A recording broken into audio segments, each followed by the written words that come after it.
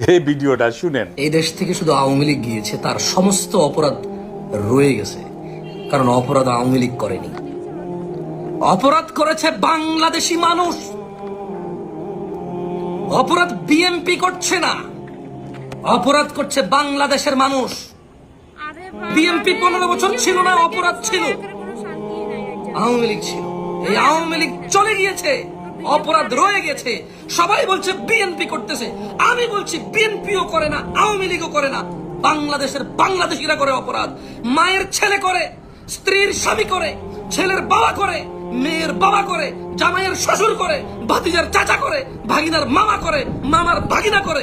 এই দেশে আমরা বাংলাদেশিরা অপরাধী, কোন দল অপরাধী নেই দেশে।